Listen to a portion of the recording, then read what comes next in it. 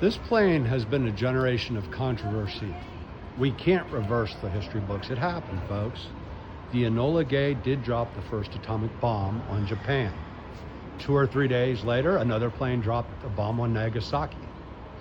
While we hope this never happens again, this probably saved more lives of all people, despite that terrible decision President Truman had to make. He wasn't even aware of the atomic bomb's existence until FDR died and he was named president.